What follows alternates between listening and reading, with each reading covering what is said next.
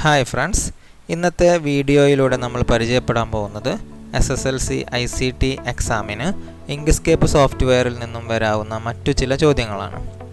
ഇങ്ക്സ്കേപ്പിലെ മറ്റു ചോദ്യങ്ങൾ നമ്മൾ പാർട്ട് 1, പാർട്ട് 2 എന്നീ വീഡിയോകളിൽ ഉൾപ്പെടുത്തിയിട്ടുണ്ടായിരുന്നു. അവ കാണാത്തവർ ആ വീഡിയോസ് കണ്ടതിന് ശേഷം ഈ വീഡിയോ കാണാൻ ശ്രമിക്കുക. അതുപോലെ നമ്മൾ ഇതിൻ്റെ റിസോഴ്സ് ഫയൽ എങ്ങനെയാണ് സിസ്റ്റത്തിലേക്ക് ഉൾപ്പെടുത്തേണ്ടത് എന്നുള്ള ഒരു വീഡിയോയും ചെയ്യുന്നുണ്ട്. അതിൻ്റെ ലിങ്ക് ഡിസ്ക്രിപ്ഷനിൽ കൊടുക്കുന്നതായിരിക്കും. അപ്പോൾ നമുക്ക് ചോദ്യത്തിലേക്ക് ശ്രദ്ധിക്കാം. Open the file aquarium.svg given in the folder images 10 in home in the Inkscape software and complete the image of an aquarium as per the instructions given below. Include in it the image fish.png given in the folder images 10 in home. Arrange the image of fish behind the aquarium.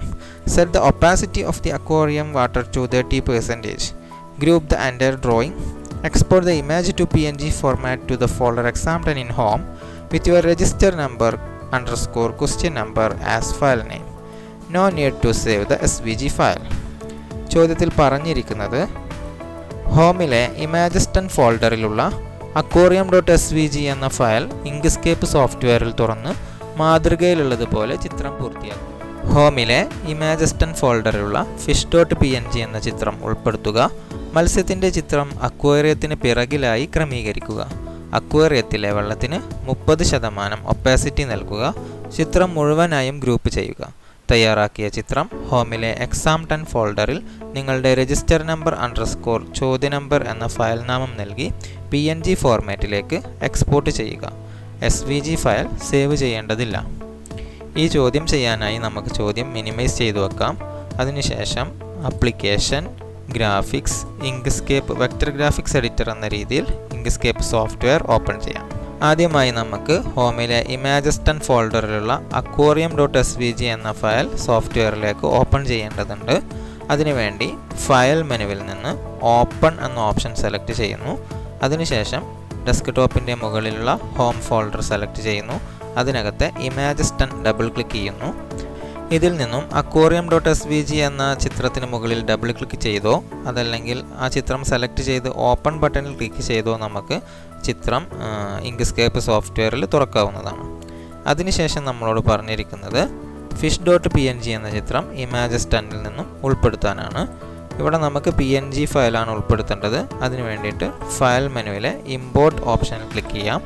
അതിനുശേഷം നമുക്ക് fish.png എന്ന ചിത്രം double click ചെയ്ത് open ചെയ്യാം. ഇവിടെ തുറന്നു വരുന്ന ബോക്സിൽ എംബഡ് എന്ന ഓപ്ഷൻ ആയിരിക്കണം നമ്മൾ സെലക്ട് ചെയ്തിട്ടുണ്ടായിരിക്കേണ്ടത്. ഡിഫോൾട്ടായിട്ട് ഇങ്ക്സ്കേപ്പ് എംബഡിൽ തന്നെ ആയിരിക്കും ഓപ്ഷൻ സെറ്റ് ചെയ്തിട്ടുണ്ടായിരിക്കുക. അപ്പോൾ അതൊന്ന് ഉറപ്പിച്ചതിന് ശേഷം നമ്മൾ ഓക്കെയിൽ ക്ലിക്ക് ചെയ്യാം. അപ്പോൾ നമുക്ക് മത്സ്യത്തിൻ്റെ ചിത്രം ലഭിച്ചിട്ടുണ്ട്. ഇനി നമുക്ക് ചെയ്യേണ്ടത് മത്സ്യത്തിൻ്റെ ചിത്രം അക്വേറിയത്തിന് പിറകിലായി ക്രമീകരിക്കണം. അക്വേറിയത്തിന് പിറകിലായി ക്രമീകരിക്കാൻ നമ്മൾ മത്സ്യത്തിൻ്റെ ചിത്രം പിറകോട്ട് കൊണ്ടുപോയാൽ മതി. അതിനുവേണ്ടി മത്സ്യത്തിൻ്റെ ചിത്രം സെലക്ട് ചെയ്തതിന് ശേഷം ഒബ്ജക്റ്റ് മെനുവിലെ ലോവർ എന്ന ഓപ്ഷനിൽ ക്ലിക്ക് ചെയ്യുന്നു. അതല്ലെങ്കിൽ നമുക്ക് കീബോർഡിലെ പേജ് ഡൗൺ എന്ന കീയും ഇതിനു വേണ്ടി ഉപയോഗിക്കാവുന്നതാണ്. നമ്മൾ ലോവറിൽ ക്ലിക്ക് ചെയ്യുന്നു.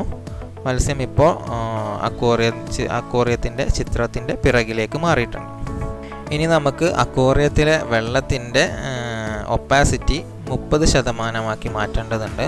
അതിനുവേണ്ടി അക്വേറിയത്തിലെ വെള്ളം, അതായത് ഈ blue colour, sky blue colour നമ്മൾ സെലക്ട് ചെയ്യുന്നു. നമ്മൾ ഫിൽ ആൻഡ് സ്ട്രോക്ക് ഇവിടെ ലഭ്യമാണ്. അല്ലെങ്കിൽ നമ്മൾ ഒബ്ജക്റ്റ് മെനുവിൽ പോയി ഫിൽ ആൻഡ് സ്ട്രോക്ക് എന്ന ഓപ്ഷനിലൂടെ ഫിൽ ആൻഡ് സ്ട്രോക്ക് ഓപ്പൺ ചെയ്യുക. അതിനുശേഷം ഫിൽ ടാബിനകത്ത് നമ്മൾ ഒപ്പാസിറ്റി 30% ആണ് ക്രമീകരിക്കേണ്ടത്. അപ്പോൾ നമ്മളിവിടെ ഒപ്പാസിറ്റി 30%ലേക്ക് ക്രമീകരിക്കുന്നു.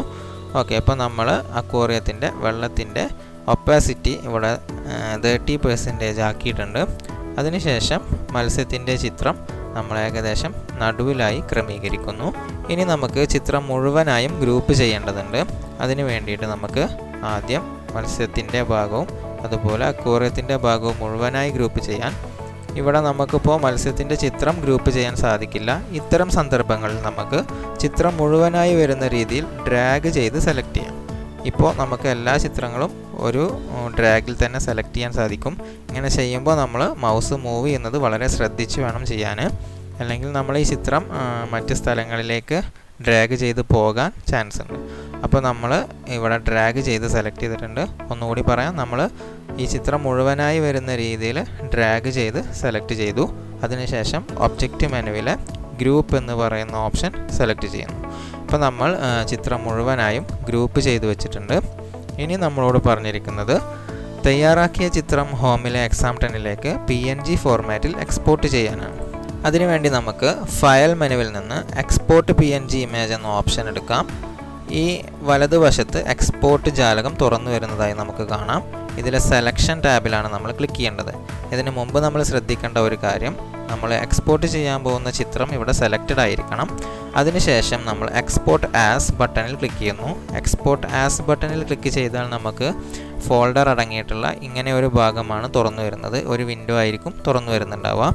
ഇവിടെ നമ്മൾ register number _ question number 1.png എന്ന് നമ്മൾ കൊടുത്തിട്ടുണ്ട്. അതുപോലെ നമ്മൾ ഹോം ഫോൾഡറിൽ എക്സാം 10 ഇവിടെ ഡബിൾ ക്ലിക്ക് ചെയ്യുന്നു. എക്സാം 10ലേക്കാണ് നമുക്ക് സേവ് ചെയ്യേണ്ടത്. സേവ് ഇൻ ഫോൾഡറിൽ ഹോം എക്സാം 10 എന്ന ക്രമത്തിലാണോ എന്ന് നമ്മൾ വെരിഫൈ ചെയ്തതിന് ശേഷം സേവ് ബട്ടണിൽ ക്ലിക്ക് ചെയ്യുന്നു. ഇപ്പോൾ നമ്മൾ എക്സ്പോർട്ടിംഗ് കംപ്ലീറ്റ് ചെയ്തിട്ടില്ല.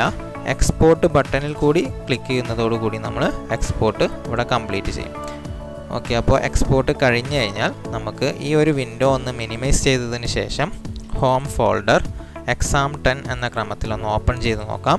നമ്മൾ എക്സ്പോർട്ട് ചെയ്ത ചിത്രം ഇവിടെ ലഭ്യമാണ്. ഇനി നമുക്ക് നമ്മൾ ചെയ്തു വെച്ച ആ ഒരു ഫയൽ അടങ്ങിയിട്ടുള്ള ജാലകം, അതായത് ഇങ്ക്സ്കേപ്പിൻ്റെ ജാലകം നമ്മൾ തുറക്കുന്നു. അതുപോലെ എക്സാം 10ൻ്റെ ഈ ഒരു വിൻഡോയും നമ്മൾ ചെറുതാക്കി ഇവിടെ ക്രമീകരിച്ച് വെക്കുന്നു. ഇത്രയും ചെയ്താൽ ഇൻവിജിലേറ്ററെ ഈ ഒരു ഭാഗം നമുക്ക് കാണിക്കാവുന്നതാണ്. ഓക്കെ, ഇനി നമുക്ക് അടുത്ത ചോദ്യം ശ്രദ്ധിക്കാം. Prepare an image in Inkscape as shown in the example. Group the entire image. Save the image in the folder exam 10 in home with your register number _ question number as the file name.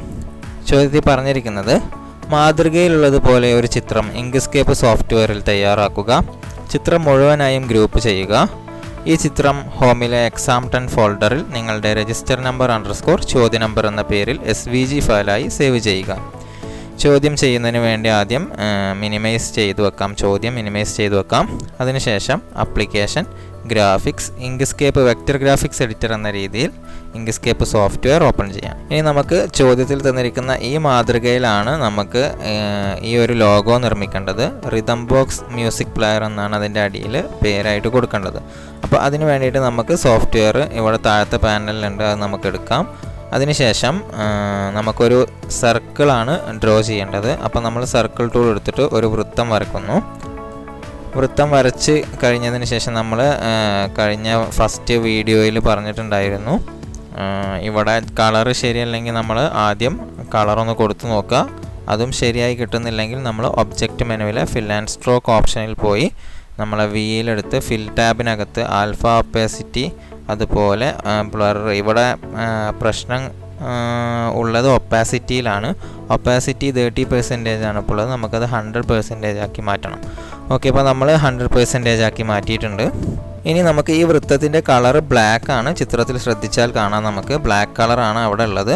അപ്പോൾ നമ്മൾ അതിന് black colour ഇവിടെ colour പാലറ്റിൽ നിന്ന് black colour കൊടുക്കുന്നു. അതിനുശേഷം നമുക്ക് ഇതിൻ്റെ ഒരു ഡ്യൂപ്ലിക്കേറ്റ് എടുക്കാം. ഡ്യൂപ്ലിക്കേറ്റ് എടുത്തതിന് ശേഷം നമ്മൾ ഷിഫ്റ്റ് അമർത്തി പിടിച്ചതിന് ശേഷം ചെറുതാക്കണം. അപ്പോൾ അതിന് വേണ്ടി നമുക്കിത് തിരിച്ചറിയാൻ വേണ്ടി ഇതിനൊരു കളർ കൊടുക്കാം. നമുക്കൊരു യെല്ലോ കളർ കൊടുക്കാം. ഇവിടെ നമുക്ക് സ്ട്രോക്ക് ആവശ്യമില്ലാത്തതിനാൽ സ്ട്രോക്ക് ക്ലോസ് ചെയ്യുന്നുണ്ട്. അതിനുശേഷം നമ്മൾ കീബോർഡിൽ ഷിഫ്റ്റ് അമർത്തി പിടിച്ചിട്ടാണ് ഞാനിത് ചെറുതാക്കുന്നത്. അപ്പോൾ അതിൻ്റെ നോഡുകളിൽ നമ്മൾ വെച്ച് ചെറുതാക്കി കൊടുക്കുകയാണ്. അപ്പോൾ നമ്മൾ ഷിഫ്റ്റ് അമർത്തി പിടിച്ചിട്ടാണ് ഇത് ചെറുതാക്കുന്നത്. ഞാൻ കീബോർഡിൽ ഷിഫ്റ്റ് ഹോൾഡ് ചെയ്ത് പിടിച്ചിട്ടുണ്ട്. അങ്ങനെ ചെറുതാക്കുമ്പോൾ നമുക്ക് എല്ലാ ഭാഗവും ഒരേ അളവിൽ ചെറുതാക്കാൻ സാധിക്കും. അപ്പോൾ നമ്മൾ ഇതുപോലെ ഷിഫ്റ്റ് അമർത്തി പിടിച്ചതിന് ശേഷം നമ്മൾ ആ വൃത്തം അവിടെ ചെറുതാക്കി വെച്ചിട്ടുണ്ട്. ഇനി നമുക്ക് ഈ ഒരു വൃത്തത്തിനെ ചിത്രത്തിൽ ശ്രദ്ധിച്ചാൽ അറിയാം, ഒരു ലീനിയർ ഗ്രേഡിയൻറ്റ് കൊടുത്തിട്ടുണ്ട്. അപ്പോൾ ഈ ലീനിയർ ഗ്രേഡിയൻറ്റിൽ ഇവിടെ ഒരു ഡാർക്ക് യെല്ലോവും ഇവിടെ ഒരു ലൈറ്റ് യെല്ലോ ആയിട്ടാണ് അവർ കൊടുത്തിട്ടുള്ളത്. അപ്പോൾ അതിന് വേണ്ടിയിട്ട് നമുക്ക് ഈ ഒരു ഒബ്ജക്റ്റിൻ്റെ ഫിൽ ആൻഡ് സ്ട്രോക്കിൽ ഫിൽ ടാബ് എടുക്കാം. ഫിൽ ടാബിനകത്ത് നമുക്ക് ലീനിയർ ഗ്രേഡിയൻറ്റ്, ഇതാണ് ലീനിയർ ഗ്രേഡിയൻറ്റ്, ഇത് ക്ലിക്ക് ചെയ്യാം. ഇപ്പോൾ നമ്മളെ ചിത്രം ഒരു ഗ്രേഡിയൻറ്റിലേക്ക് മാറിയിട്ടുണ്ട്. ഇനി നമുക്ക് ഗ്രേഡിയൻറ്റിൻ്റെ 2 കളറും കൊടുക്കണമെങ്കിൽ അതിൻ്റെ നോഡ്സ് നമുക്ക് ലഭ്യമാവേണ്ടതുണ്ട്. നോഡ്സ് ലഭ്യമാവുന്നതിന് വേണ്ടിയിട്ട് നമുക്ക് edit path by node tool, ഈ രണ്ടാമത്തെ ടൂളാണ് edit path by node tool. അതെടുത്തതിന് ശേഷം നമുക്ക് ഇവിടെ 2 നോഡുകൾ അവൈലബിൾ ആവും. ഈ ഒരു ലൈന് വരുന്ന നോഡാണ് ലീനിയർ ഗ്രേഡിയൻറ്റിൻ്റെ നോഡ്സ് 2 നോഡുകൾ. അപ്പോൾ ഇതിൽ ഈ റെക്റ്റാങ്കിൾ നോഡ് നമ്മൾ ക്ലിക്ക് ചെയ്തിട്ട് നമ്മൾ മുകൾ വശത്തേക്ക് വെക്കുന്നു. ക്ലിക്ക് ചെയ്ത് ഡ്രാഗ് ചെയ്ത് മുകൾ വശത്തേക്ക് വെക്കുന്നു. അവിടെ നമുക്ക് ആവശ്യം ഒരു ഡാർക്ക് യെല്ലോ ഷെയ്ഡാണ്. നമുക്കൊരു ഡാർക്ക് കലർന്നിട്ടുള്ള യെല്ലോ ആണ് അവിടേക്ക് വേണ്ടത്. ഇനി നമുക്ക് ഈ ഒരു ഭാഗത്തേക്ക് വേണ്ടത് നമ്മളിതിൻ്റെ താഴ്ഭാഗത്തേക്ക് വെക്കുന്നു. അവിടേക്കൊരു ലൈറ്റ് യെല്ലോ കളറാണ് നമുക്ക് ആവശ്യമായിട്ട് വരുന്നത്. അപ്പോൾ നമ്മളിവിടെ ആൽഫ ഓപ്പോസിറ്റി നമ്മൾ കുറച്ച് കൂട്ടി കൊടുക്കുകയാണ്. അവിടെ ലൈറ്റ് യെല്ലോ ആണ് നമുക്ക് വേണ്ടത്, അതുകൊണ്ട് അവിടെ ലൈറ്റ് യെല്ലോ കൊടുക്കുന്നു. അതുപോലെ ഇവിടെ ഒരു ഡാർക്ക് യെല്ലോ ആണ് നമുക്ക് വേണ്ടത്, ഇവിടെ ഒരു ഡാർക്ക് യെല്ലോ ആക്കിയിട്ട് നമ്മൾ കൊടുക്കുന്നു.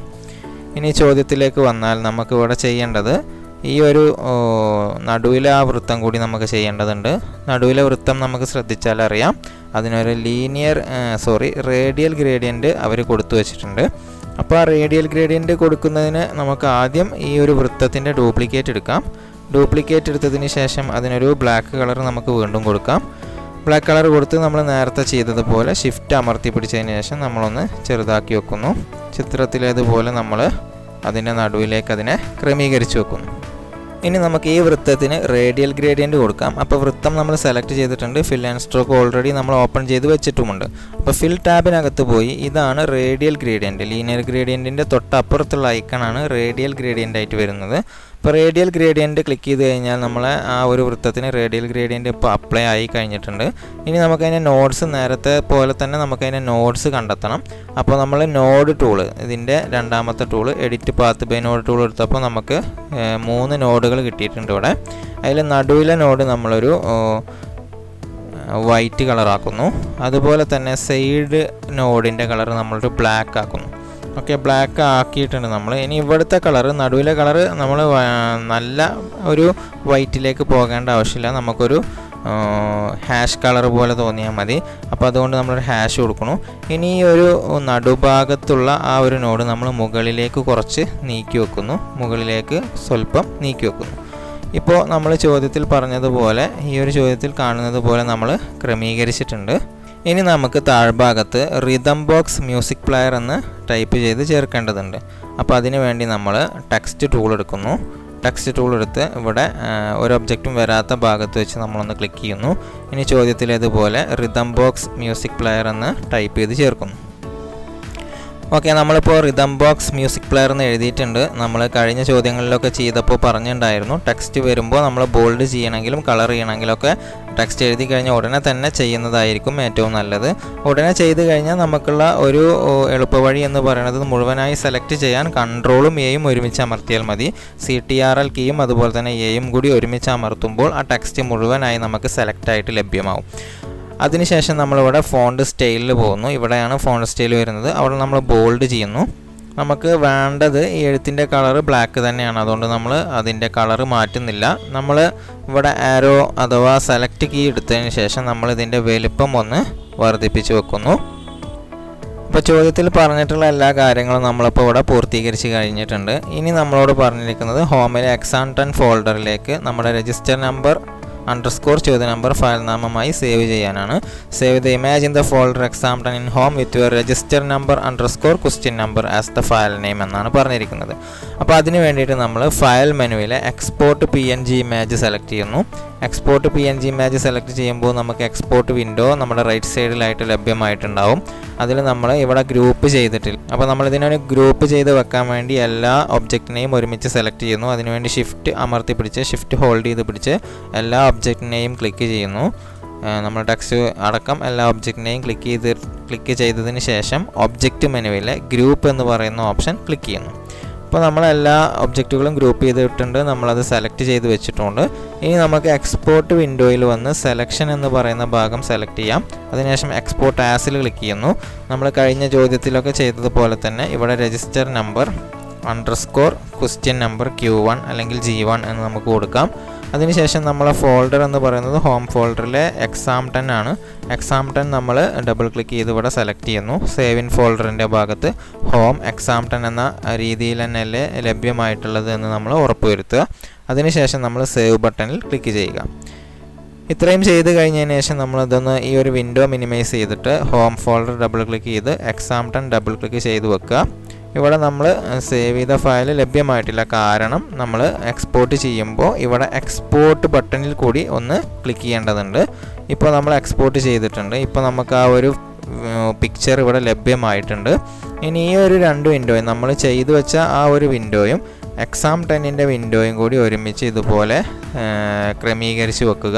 അതിനുശേഷം ഇൻവിജിലേറ്റർ വിളിച്ച് നമുക്കിത് കാണിക്കാവുന്നതാണ്.